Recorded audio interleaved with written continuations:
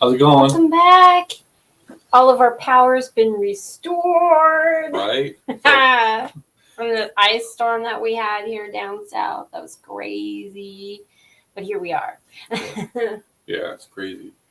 I mean, we have a solar system, and our solar system messed up, so with no power whatsoever. I know. That was a whole nother story. Yeah. You can. Our life's be funny. Yeah, there we go.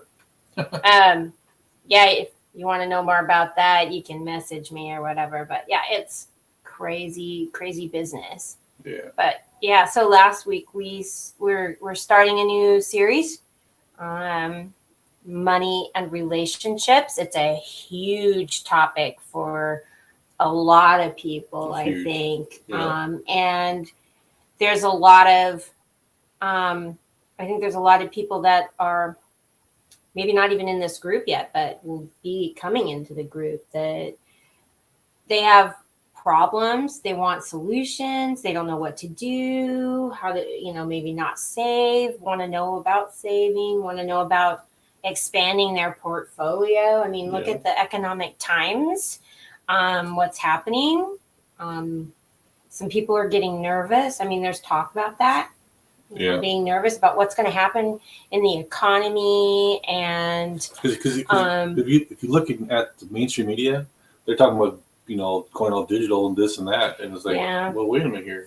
But then if you look on the back the back alleys, I call back alleys, I guess, your side notes, your right ring, left rings areas, they're talking about be prepared because there could be blackouts.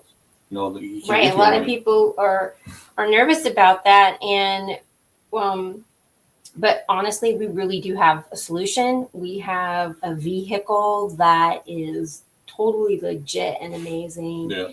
That we'll be talking about that. If you want to know about it now, drop heck yes in the comments, and we'll definitely reach out to you and tell you about it. But or you can wait. But right now we're just step by step, kind of let you know. Right. I want you to be able to understand the nitty gritty behind money and relationships. Right. So you know how to hit it head on, and you know what to look for. What maybe you're in some of these situations. Maybe you're in a situation that's not so good, or maybe you're in that perfect relationship that you guys are together, you're locked in, you guys jiving like you're supposed to. Like the gears on a transmission. Everything has to work perfectly for it to work. Or maybe it's not completely broken, but you would like some ideas or whatever to kind of help you be more efficient or even better. Not saying we are perfect, because we are not perfect, but we've been through a lot, and we're kind of a few steps ahead. So we want to reach a hand back and pull up with us. So that's why we're here.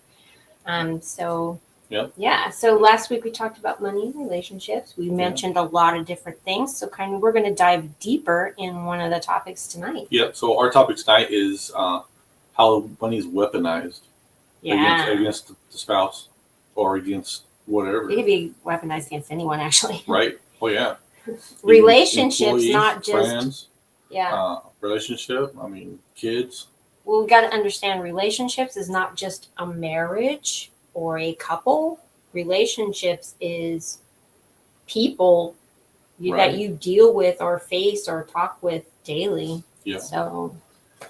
Yeah, because like I'll take for instance, sometimes if you go to church, church to me is here, not in a building, but because I've been to some churches that you got to give you got to get 10% of your paycheck to the church, otherwise you can't be here or you can't hold a standing. Where does it say that in the Bible? Where? Please tell me.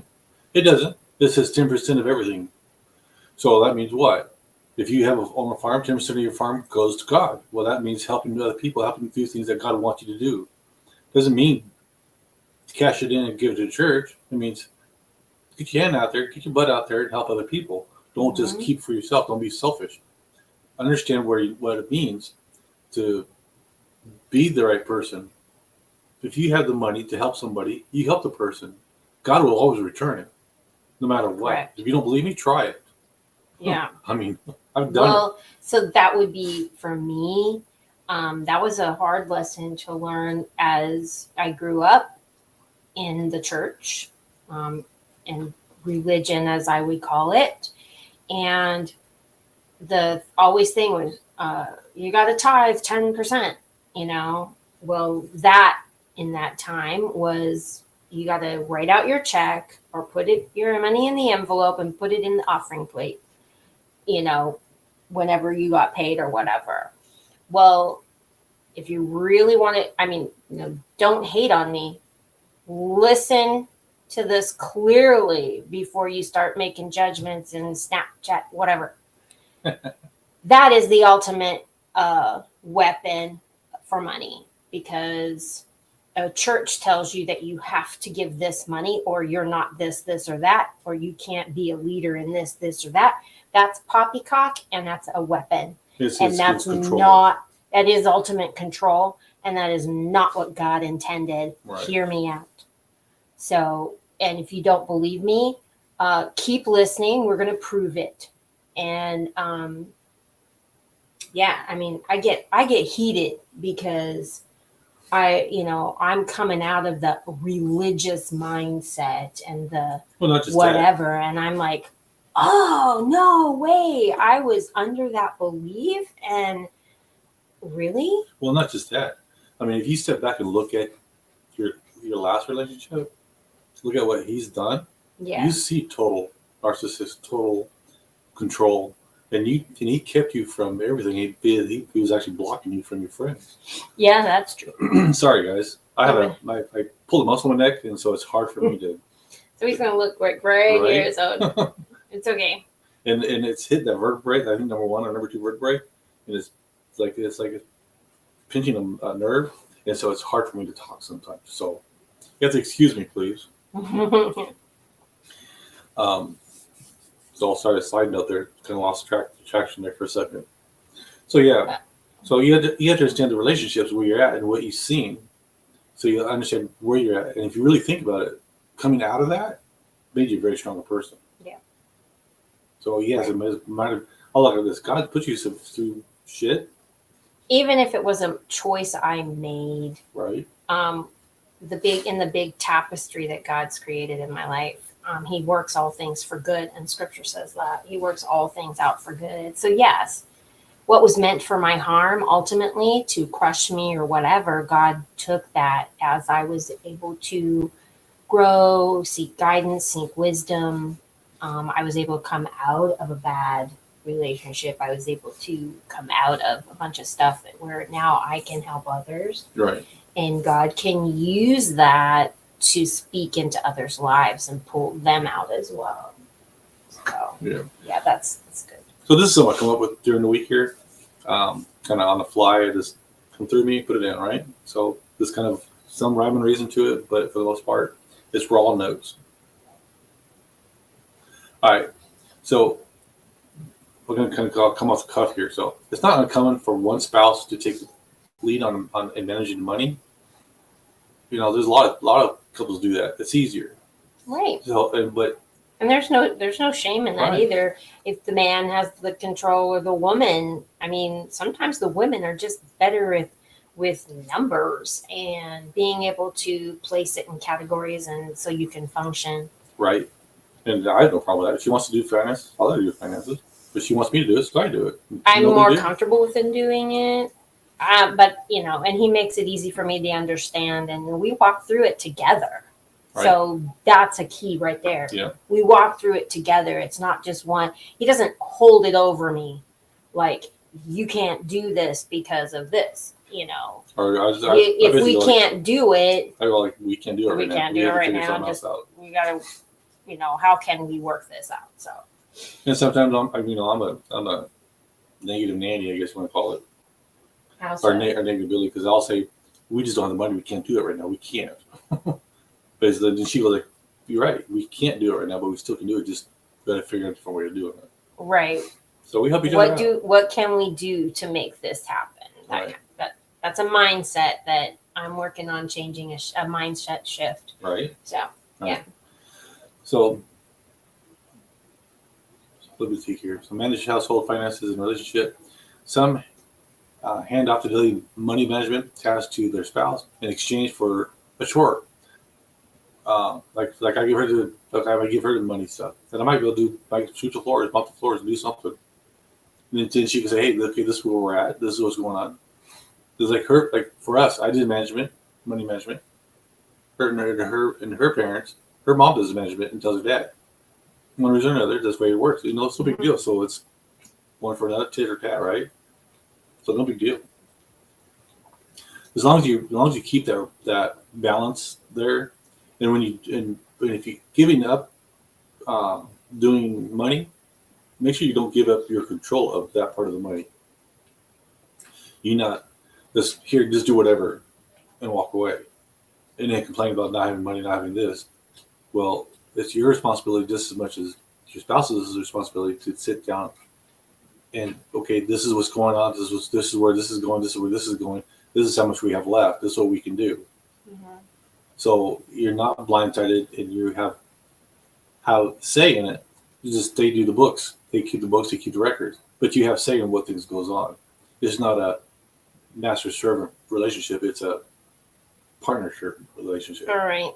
Or because you hold the money, you hold the control of what can happen, and right. You become a dominant. And the best way to do it is play to each other's strengths. If this strength is numbers, I can do them. Look, I got an A in an accounting class, which blew my mind, but I don't particularly care to do it. It's not a strength of mine, and I don't really care for it. Right. I understand it, but especially when you break it down, but I really don't want to deal with it. It's not a strength. Right. Okay. I don't do numbers in my head. I don't, Right. You don't have to. And that's okay. Yep. I'm just saying. So with that, like we're talking, this communication and being transparent with everything is essential in a relationship. It's essential between you and your spouse. It's essential with the money. Mm-hmm. You have to show where everything's going. And I like to have I was called mad money. People call it that. Some people call it safety money. Some people call it whatever. But I like to call it mad money. I'll put like $50 in my pocket. It stays there. I give her $50 same time, or the next payday. All depends on how things lay out, mm-hmm. And it stays there. I don't get in her purse. She don't get in my wallet. It's a mutual agreement. I get in her purse anytime she wants. She lets me. But I don't. I refuse to do it. I get my purse. Get my purse. I get the purse. I get the purse. I bring it to her and go, here, I need this. Right. It's called about respect, even though I am comfortable with, just get it, blah, blah, blah. Because you asked me, so I say it's okay. But again, that respect comes because in my previous relationship, my money was always gone. Nobody ever asked me. It was just gone. And when I went to go, do something fun for myself, I had nothing. So there's a respect there that we don't cross that line. And it's up to, each individual person, where your triggers are. Right. And here's some things I'll do too. It's like, if I see that something's going on, I don't want to take money out of this account because I got something focused to it. And she has money. I ask her, hey, you got like $20 or $30? And she goes, yeah. I go, but what do you need for it? Because I need to get this and this. And I'll pay it back and buy dump some, more some. And I always do. Like I borrow 20 from her, I give her 40. Sometimes I'll even give her 100. All depends on how things run. So right. How things laid out. But I always return the money to her. Always. Right. Because to me, it's her money. Maybe our money, but it's in her purse, so it's her money. Right.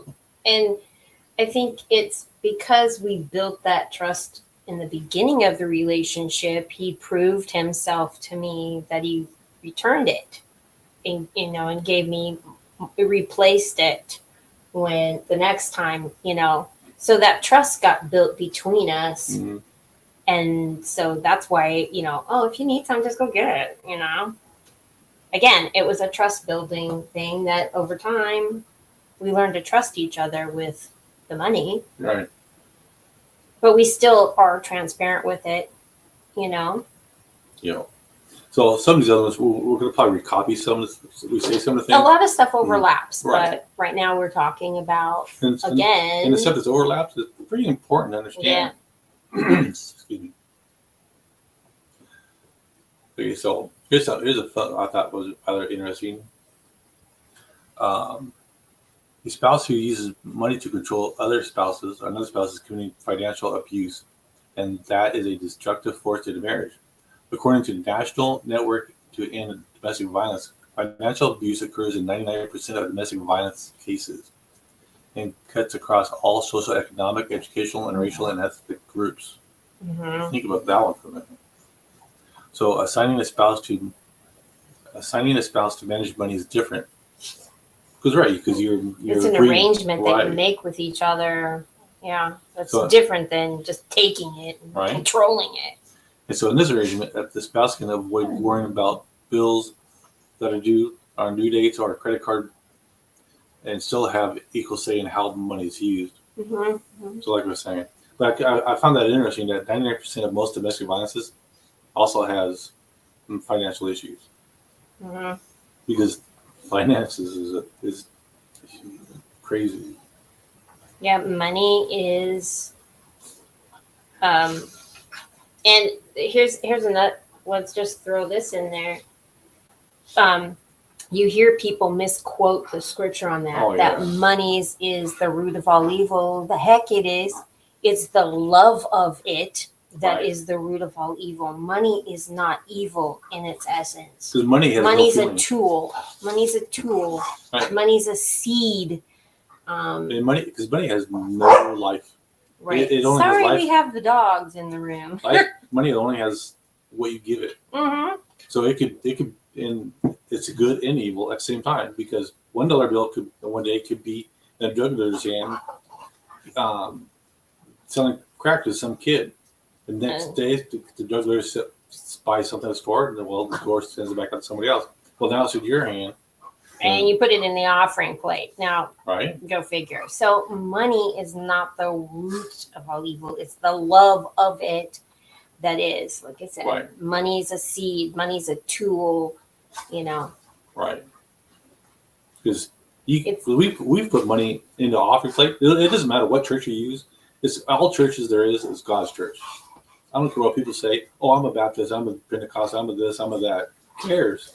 It's God's church. God's using you to get to people to help bring God, right? Mm-hmm. So who cares what religion you are? Because God is not a religion. God is God. And people need to get over the fact that religion is how separate people out. To me, that's another form of what? Control. Control and racism. Yeah. I mean, really? Come on. So, I lost it. Sorry, my brain's hurting. The money. I know. Being a tool. Being a tool, right? So, thank you. So, take the money and use it how it needs to go. See, I lost it. Right through my head. It's okay. It floated through, came out, and floated back out. Right? So, come back around. Well, it didn't help that we had the dog walk through here and go. Right. Yeah, sorry about that. This is real life here. Right? All right. So, Bottom line is the communication with your spouse, with your partner on the money is key element here. right. That it doesn't become a tool to Control you control the other person Right. and how they are. Yeah. Now, if you don't do that, you're on the right track. Right. If you feel like you have had that tendency, well, fix it. Open up the books, communicate, start talking. If the other spouse is like letting you just do whatever, whoever that may be, it may seem, it doesn't matter. Pull him down like he does, and pull it down, and you sit down there and show him what you're doing. Make it a money date. I've seen things like take an hour a day or an hour a week Or however A month. long it takes. Right. I mean, or 2 hours, whatever, how long it takes. Make a date out of it. Say, hey, so you're both relaxed, you're both understanding. These are your numbers. These are what you know. Because if you need a sheet, let me ask me, and I'll write up a thing, make up a thing so you can write down your sheets, because there's a million of them. where are you at in the, okay. So like here, I'll just show you an example for what we do. I take one of these types of books, okay, column pad. We're old school a little bit. If you like to do this on the She's old school. I like the computer. well, he has a computer thing too. If you want that tool, drop heck yes on the bottom, and we will help you get that tool. But I do old school. We do it so we can just look at a glance. Right. Like I said, the power was out one night, so you we need it. Yeah, so we can still have it, but we do. So what you do is you list everything, all your bills in a column. These are the months on the top. You list every bill out. You don't have to put the amounts or whatever. Yeah. This is just a tool like that you check that it's been paid. Okay. Right. You see the little circles here? Those were the ones that are going to be paid in the second half of the month or whatever. Right. So, I mean, that's just an example. If you want something like that, say yes. We want I want that. And we'll fix it up for you and send you an example so you can help so you can create it for what you have. Right. A template. We have a template. We can do that. Right. Here's something for you. Here's another little statistic that I find interesting. Did you know that 74% of Americans personally know somebody who's in domestic abuse and don't do nothing about it? 74%. Yeah. That's crazy, ain't it? Or they say something, but nothing happens because the woman or the guy goes, "Oh, I married the person, and this is where I am," like where you were at. Mm-hmm. It's a religious thing. I'm married to this bed I made. It's like, no. Right. That was the thought at the time for myself. But the Bible even says that if they're not holy and they're not doing what's right, you have the right to leave them. Mm-hmm. Right. God even says that you're better off being single than you are married in situations like that. Right. It says it in the Bible. I can look it up for you because I have them somewhere.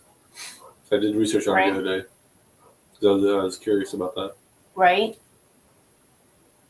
So, all right. So here's something interesting too. A lot of people use, like you're saying, finances as control because it's a multiple control. Some guys, how stupid it is, will use money to make the woman sexually submissive to him. Like, why? Can you not get it up like you're supposed to? Can you not do what a man's supposed to do? I mean, that's why I look at it. I mean, I'll be honest. I have an ED problem. I don't care. Because, let me tell you, I'm quite good. I'm not being told all the time, right? But that's the point. The point is people use money to control other people. And once you understand money is nothing more than just the object, why let it control you? If you feel that you're being controlled, go get the job. If you won't let you get the job, or they won't let you get the job, then you shouldn't be in that relationship. You should be able to, in any relationship, you should be able to stand on your own 2 feet. You guys are partners, not submissives, not masters. Unless you want to be that relationship. But then that's an agreement that you've made before you got into that relationship. And then I know a few people who are master slave, and the relationship grew to where they're both equal because they get tired of playing that role, because that's all it is just a role to help people get off. I guess the blunt way of saying it. Right, but that's not really. I mean that. Yeah. But I'm just so off of that. All right, so back onto the money, and other people will use it for. But we don't have the money in the account to go do this. We don't have the money to go do that. We can't buy personal things at the moment because we don't have the money to do it. While they're out spending money left and right. Yeah. Or they'll spend money out of the paycheck before it's even paycheck came in. Yeah, and I was in that situation before. Previously, that was terrible. Right. Or the other thing too is like there was always money missing. Right. The other thing is like they'll write up a list of what goes out, what comes in, and they'll hide the numbers of they'll say the bills are higher than what they really are, and they'll keep the money and use it for other things. And so it looks like you guys are barely struggling when in reality you have like $200,000-$300,000 in the bank, or in an account that you don't see, which I've seen that before. So I've had that done to me. Yep. I've been on the road, did shutdowns, power plants, steel mills, all these, make good money, and come home to zero. and have nothing Yeah. there. And come to find out that she sent it to her mom and bought her a house, as far as I understand. See, so we've been through the shit, if you want to say that. We've been through it. We've learned of the signs, and we're trying to help you understand that it's there. And it's happening. Right. And it can be avoided. It can be fixed. Right. And you don't have to leave the person if you're in love with them. It can be worked out if they're willing to work with you. Right. If they're willing to work with you. If they're not willing to work with you, it's only one-sided. Then where are you going to stand? What are you doing? Right. But literally, I mean, you don't stay in one spot and you be abused the whole time when you live better. Yeah. Yeah. I think we see it a lot down south here, where the man is just in control of it all. And the woman has to go, oh, I can't do that. I got to talk to my husband first. Bullshit. Sorry. I mean, if it's a big thing, heck yes. Yeah. But for, I don't know. Well, it's like, sometimes you have business opportunities and you present it to somebody and they go, but it's not really a huge opportunity. It's just something that, hey, I'm looking at this. You're interested in looking at it. Not even taking a look at it, not doing anything. They go, oh, I can't do anything because I got to talk to my spouse first. Right. So you should be taking a look at it and then presenting it or whatever. You need to turn that off. So anyway, again, it's a control issue. Yep. But it doesn't have to be that way, and it shouldn't be that way. It should be a communication and a work through together. Yep, totally. And we showed you a couple ways that you can be open about that with each other. Yep, that covers everything. Well, here's the thing, too. When people use money to control, they do it slowly. A little bit at a time. Little tiny pieces at a time, yeah. Yeah. Until you don't realize what's going on, and then it's like, that's also called brainwashing, which is also another form of abuse. Yeah. Been there, done that. Smile at a mile away. Really, ultimately. Yeah. Yeah. So ultimately, really, to get out from being making money weaponized, look at the details, look at the little red flags, trust your gut. If you have questions, sit down, look at your bank account, look at what comes in. Because you see paychecks. If you don't, then ask why. You should see a paycheck. If you don't see a paycheck, you don't see pay stubs, find out where they're going, what's going on. Right. Because if you don't have a paycheck or pay stub, that means it's being direct positive. Or something. Right? Yeah. So you should be able to look at the account. If it's not being direct deposited account, if you have another account, find out what's going on. Mm-hmm. Because remember, it's your life. Yes, you're with somebody, you're partners, but you're still individual people working together, and it should be equal across the board. I know I do different things. I'm a man. She does different things. She's a woman. But ultimately, though, we're still together. So whatever happens to her happens to me. But that's how we set up a relationship. Mm-hmm. And other people aren't like that. Some people are separated. Some people have their own bank accounts. Some people have their own stuff. And they come together and pay the bills, which is fine. That's the way you want to set it up. Right. People do that too. Yeah. So there is no control. And if things decide to go, you guys go your separate ways. Which we hope not. Right. Always hope that you don't, but. Right. I mean, there's always your own stuff.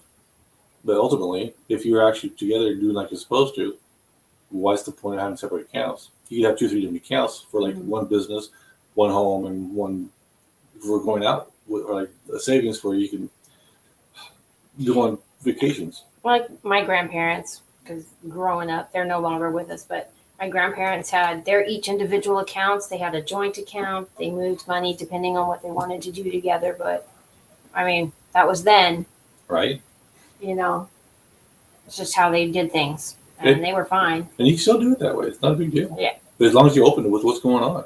Ultimately, we're not telling you like what you should be doing and Right. this is the way to do it. That's not what we're saying No. at all. You do it But- the way you do it, boo. Yeah, that's for sure. But we're just wanting to bring to light certain issues, setting this foundation for moving forward with finances and understanding it and being able to help you guys ultimately. Right. And I think, we have things that could help you. If we could either collect them, share them with your friends as, hey, this is what I got. You can generally sell them, or you can get into business and make some money off of it on the side. That's as an well. option too. Yeah. Yeah. So something coming up with. All right. So if this was valuable to you, type value at the bottom of the thing so we know that you're listening. That'd be awesome. And until then, I guess we will see you next week. Bye, guys. Have fun. Bye, guys.